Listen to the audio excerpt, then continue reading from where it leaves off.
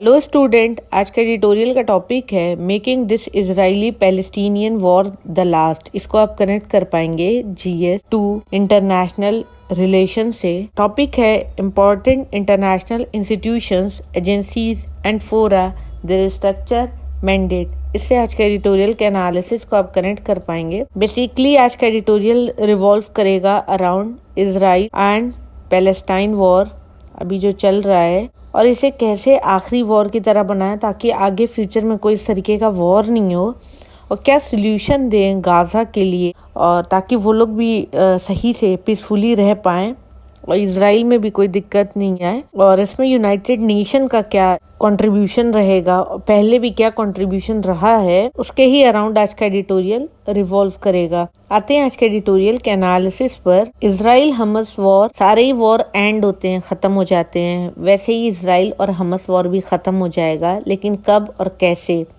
ये डिटरमाइन करने की जरूरत है। अभी इसे ख़त्म करना अर्जेंट हो गया है क्योंकि काफ़ी लंबे टाइम से ये वॉर चल रहा है, बहुत ज़्यादा लोगों की डेथ्स भी हो चुकी हैं। यूनाइटेड नेशन का कहना है कि 1.3 million out of 2.3 million resident जो हमस कंट्रोल गाजा स्ट्रिप में रह रहे हैं वो डिस्प्लेस हो गए हैं। ऑलमोस्ट हाफ ऐसे लोग हैं जिनके घर अब नहीं रहे गाजा में, और या तो वो डैमेज हो गए हैं या ख़त्म हो गए, डिस्ट्रॉय हो गए हैं। एक आउटकम क्या होगा वॉर का कि दोनों ही साइड को कुछ ना कुछ अपने काम की चीज़ मिल जाएगी। इजरायली हमस वॉर इसी तरीके से किसी अपने पर्पस को फुलफिल करके ख़त्म हो जाएगा। इसी तरीके का कुछ सिनेरियो बनेगा, इजराइल जीतेगा अगर हम बात करें मिलिट्री टर्म्स की, इसमें कोई डाउट नहीं है।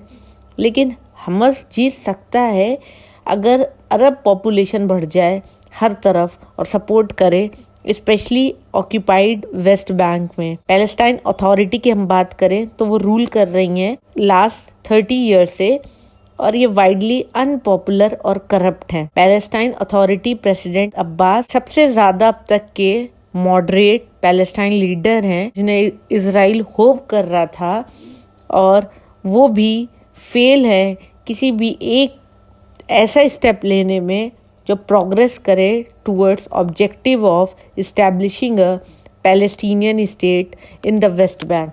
तो जिस पर्पस के लिए वो आए थे वो भी उनका पर्पस फुलफिल नहीं हुआ। इस वजह से ऐसा माना जाता है कि इन्होंने कोलैबोरेट करके रखा है इजराइल वालों के साथ ताकि हंट कर सके टेररिस्ट को। पीस प्रोसेस इन सारी चीज़ों में एक साइड में चला गया, डेड हो गया। राइट ऑफ सेल्फ डिफेंस हम देखेंगे, और रियलिटी क्या है। United nation secretary general Antonio remind कराते हैं इंटरनेशनल कम्युनिटी को हमस अटैक के बाद जो इजराइल पर हुआ था अक्टूबर 7, 2023, ये बिल्कुल कंडेमनेबल है। इसको बुरा कहा जाए, ये वॉर अच्छा नहीं था, बहुत अनप्लीजेंट था, और कोई भी वॉर अनप्लीजेंट होता है, किसी भी तरीके की लड़ाई अनप्लीजेंट ही होती है। अगर हम बात करें article 51 of the charter of the United nation, तो इजराइल के पास राइट है सेल्फ डिफेंस का, लेकिन उसी आर्टिकल में ये भी लिखा है कि अगर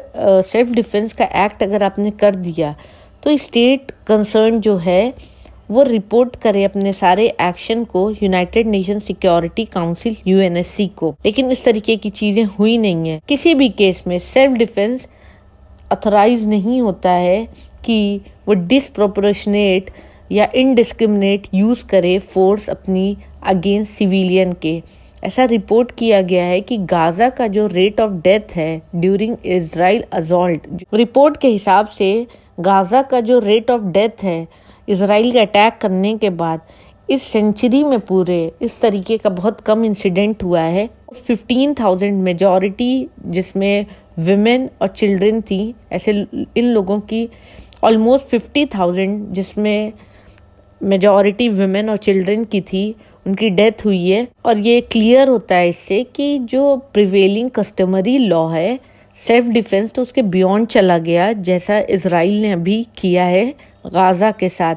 इसमें सबसे इम्पोर्टेंट बात और ट्रबलिंग इशू क्या है कि क्या होगा अगर हमस को सबड्यू कर दिया जाए, तो क्या होगा फिर वहाँ पर। कुछ लोगों का ऐसा कहना है, जिसमें यूएस प्रेसिडेंट जो बाइडन भी हैं, उनका सजेशन है कि Ramallah based Palestine authority administer करे गाजा स्ट्रिप को, अगर सिचुएशन एक बार वहां पर नॉर्मल हो जाती है, सही हो जाती है। और रिच अरब स्टेट, एक फ्रेज आ रहा है बहुत ज्यादा मीडिया में कि वो फाइनेंस करें रिबिल्ड करने में गाजा को। सिर्फ एक प्रॉब्लम होगी कि पैलेस्टीनियन जो गाजा में है और जो वेस्ट बैंक में है, वो नहीं चाहेंगे कि Palestinian authority mister Abbas lead करें और रूल करें कहीं पर भी। एक अवेलेबल ऑप्शन है कि होल्ड करें फ्रेश इलेक्शन गाजा में और वेस्ट बैंक, दोनों ही जगहों पर अंडर इंटरनेशनल सुपरविजन, और जब सिचुएशन वहाँ की अलाउ करे तब, क्योंकि अभी की सिचुएशन तो ऐसी है नहीं। और यूएन क्या करे कि डिप्लॉय करे peace keeping contingent on the border between Gaza and Israel, ताकि इंश्योर हो सके सिक्योरिटी दोनों ही कंट्रीज के लिए। एक सफोकेटिंग ब्लॉकेड जो गाजा पर है उसको हटा दिया जाए। इजराइल नहीं पसंद करता यूएन को, और उससे भी ज्यादा नहीं पसंद करता है यूएन सेक्रेटरी जनरल को। लेकिन इस बात को याद करना भी जरूरी है कि यूएन ही वो ऑर्गेनाइजेशन थी जिसकी वजह से बर्थ और लेजिटिमेसी मिली थी इजराइल को। अब जरूरत है यूएस को कि वो लीड करे यूएनएससी। फिजिबिलिटी अगर देखें टू स्टेट सोल्यूशन की, तो बहुत सारे प्रपोजल आए हैं टू स्टेट सोल्यूशन को लेकर, और ये लंबी बात चलती हुई आई है, लेकिन अब उसकी ज़्यादा ज़रूरत है और सिचुएशन को सही करने की ज़रूरत है और इस इशू को रिजॉल्व करने की ज़रूरत है। हर लोग बात करते हैं सेम रिपीटेड एक ही चीज़ की, टू स्टेट मंत्रा सोल्यूशन है, ऐसा लगता है, लेकिन कितना ये फिजिबल होगा टू स्टेट कॉन्सेप्ट आज के टाइम पर। अगर 1993 ओस्लो रिकॉर्ड देखें तो उसके हिसाब से पैलेस्टाइन जो वेस्ट बैंक पे था वो था के टाइम पे वेस्ट बैंक में हैविली पॉपुलेटेड इजरायली सेटलर्स हैं, जो लेटेस्ट काउंट के हिसाब से 4,50,000 है। कोई भी इजरायली गवर्नमेंट नहीं कामयाब होगी उन्हें परसुएट करने में कि सेटलर्स वापस वहाँ से हट जाएं, तो फोर्स का यूज़ करना पड़ सकता है अगर वो चाहते हैं उन्हें हटाना। और वो लैंड अब स्विस चीज़ की तरह हो गई है जहाँ पर सेटलर रोड्स हैं, इन्यूमरेबल सेटलमेंट्स हैं और प्लैंड हैं। Current Israeli prime minister Benjamin Netanyahu की बात करें तो कभी भी वो अग्री नहीं होंगे पैलेस्टीनियन स्टेट के लिए, कितना भी कुछ उनके सामने आ जाए। तो ज़रूरत क्या है कि जब सिचुएशन परमिट करे उसी टाइम पर एक reality check two state proposal को लेकर आए।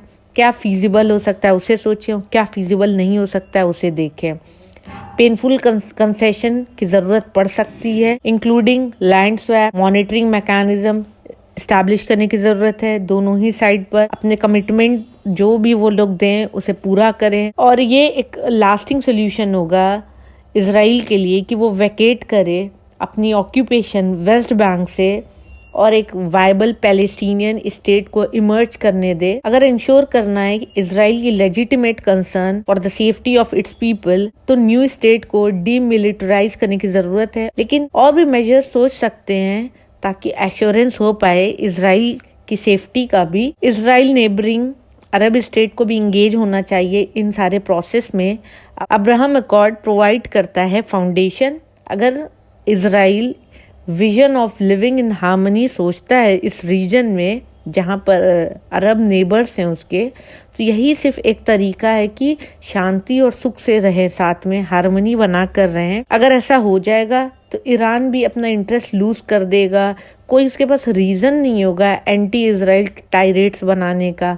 हिजबुल्लाह की कोई ऐसी विल नहीं होगी, वो भी अपना इंटरेस्ट लूज कर देगा कि वो थ्रेट करे इजराइल को जाकर, ऐसा कुछ भी नहीं होगा। तो ये लोग भी साइड हो जाएंगे वहां से। डेकेड से ऐसा देखा गया है कि इजरायली पैलेस्टीनियन रिलेशन लॉक्ड हो गए हैं और ऐसा हो गया है कि एक never ending cycle of death है वहाँ पर, डिस्ट्रक्शन है, मिजरी है, इस तरीके की सिचुएशंस काफी लंबे टाइम से देखने को मिल रही है। वॉर इन गाजा एक लेटेस्ट एग्जाम्पल है इसका, और ऐसा उम्मीद करते हैं कि ये लास्ट हो, इसके बाद आगे ऐसा फ्यूचर में ना हो। मिडिल ईस्ट अगर चाहे तो अपनी कोशिश के बाद इंजॉय कर सकता है कि स्टेबल पीस एंड सिक्योरिटी वाली लाइफ। बस इसके पीछे यही है कि इजराइल और पैलेस्टाइन और यूनाइटेड नेशन और जो अरब नेबरिंग कंट्रीज हैं सारे लोग मिलकर एफर्ट बनाएं ताकि गाजा और पैलेस्टाइन वहाँ के जो लोग हैं वो सुकून और शांति से रहें और इज़राइल की जो सेफ्टी है वो भी बनी रहे, सब साथ में रहें, मिल के रहें और खुश रहें, हैप्पीली रहें, पीसफुली रहें। तो ये था आज का एडिटोरियल का analysis. Thank you for watching my video. Please like, share and subscribe.